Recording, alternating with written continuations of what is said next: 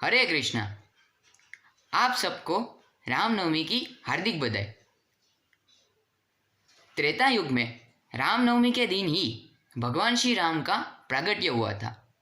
तो फिर प्रश्न होता है कि भगवान श्री राम इस पृथ्वी पर क्यों प्रकट हुए थे। उसका उत्तर हमें भगवत गीता में मिलता है। भगवत गीता में बताया गया है, भगवान श्री कृष्ण कहते हैं, ऐलान करते हैं, पवित्राणाय साधूनां विनाशाय च दुष्कृतां धर्म संस्थापनार्थाय संभवामि युगे युगे। यानी कि भगवान बताते हैं, हे अर्जुन, साधुओं की रक्षा करने के लिए, दुष्टों का विनाश करने के लिए और धर्म की स्थापना करने के लिए मैं हर युग में अवतरित होता हूँ या फिर अवतार लेता हूँ। इसलिए त्रेता युग में भगवान श्री राम का प्रकट हुआ, क्योंकि त्रेता युग में एक बहुत ही बड़ा राक्षस था। आपने उसे पहचान ही लिया होगा, यानी कि रावण। रावण कौन था? रावण वह राक्षस था जिससे देवता तक कांपते थे, जिसने तीनों लोकों में हाहाकार मचा दिया था और यहाँ तक कि जिसने माता सीता का अपहरण कर लिया था। उस रावण को मारने के लिए भगवान श्री राम ने अवतार लिया था। त्रेता युग में तो सिर्फ वह एक ही रावण था, मगर इस कलयुग में हम सब के अंदर कहीं ना कहीं रावण बसा हुआ है। थोड़ा सा झटका लगता है। यस, मेरे, आपके, हम सब के अंदर कहीं ना कहीं तो रावण है। तो फिर प्रश्न उठता है कि कैसे पहचाना जाए कि हमारे अंदर रावण है या नहीं है। तो जैसे आप सबको पता है कि रावण के 10 सिर थे, उसी प्रकार 10 दुर्गुण है। अगर हमारे अंदर एक दुर्गुण है उसमें से, तो हमारे अंदर रावण का एक सिर है। इसी तरीके से हमारे अंदर कहीं ना कहीं रावण बसा हुआ है। तो फिर वो 10 दुर्गुण कौन कौन से हैं? वो 10 दुर्गुणों में से सबसे पहला दुर्गुण है किसी की जमीन को हड़प लेना।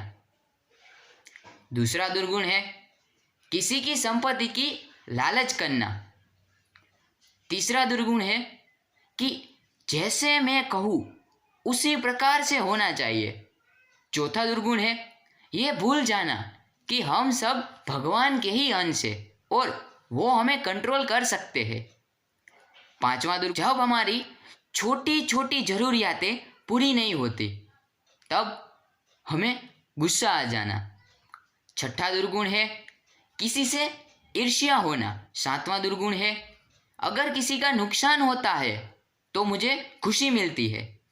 आठवां दुर्गुण है अगर मुझे कुछ चाहिए, यानी कि मेरी कुछ महत्वाकांक्षा है, तो वो नीति नियमों की जो रेखा होती है हर किसी के जीवन में, उसको लांघ कर मैं प्राप्त करता हूँ, यानी कि मैं एथिक्स में बिलीव नहीं कर। नौवां दुर्गुण है छोटी छोटी बातों में गुस्सा हो जाना। और 10वां यानी कि आखिरी दुर्गुण है किसी भी चीज़ के लिए इनसिक्योर हो जाना।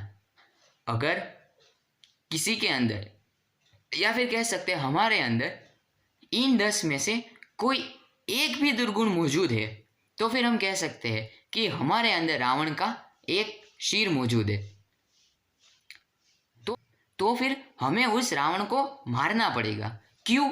क्योंकि ये जो 10 दुर्गुण है वो हमारे अंदर रावण होने का सबूत है।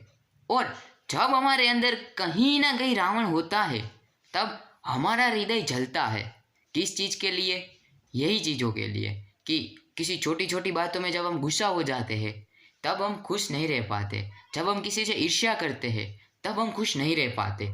जब हम अहंकार करते हैं कि जो मैं कहूँ वही होना चाहिए, तो हम खुश नहीं रह पाते। इसलिए हमें अपने खुद के लिए इस रावण को मारना ही होगा।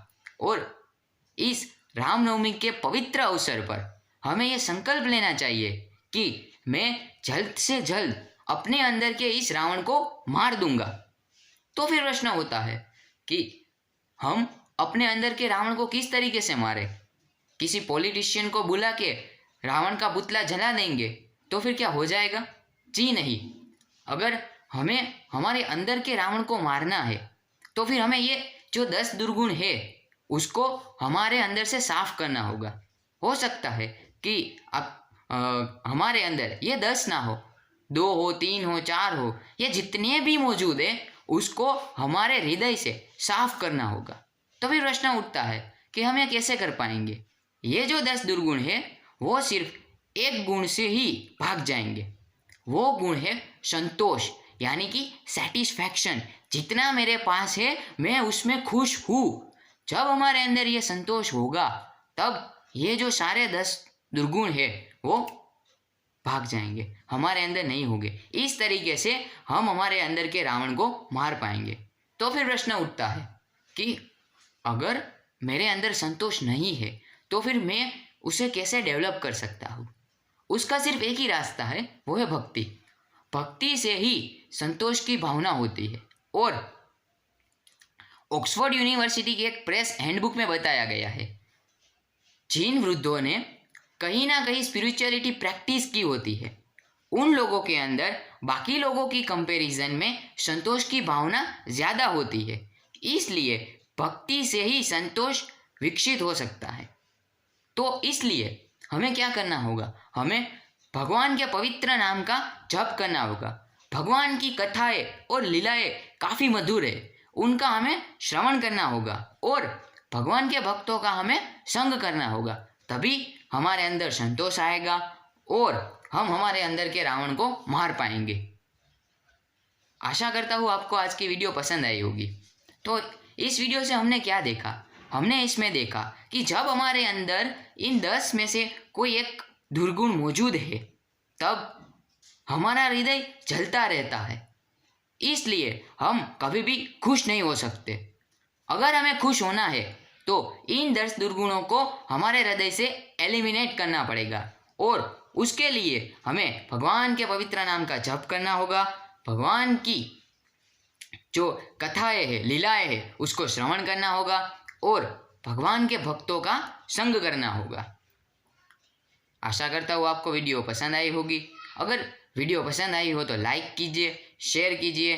चैनल को अभी तक सब्सक्राइब नहीं किया है तो सब्सक्राइब कीजिए और कमेंट बॉक्स में बताएं कि आपको आज की वीडियो कैसी लगी। और अगर हमारे अंदर ये 10 दुर्गुण में से कोई एक है, प्रेजेंट है, यानी कि हमारे अंदर रावण है, तो उसको जल्द से जल्द मारिए, क्योंकि वह हमें ही खुश नहीं रहने देता। हरे कृष्ण।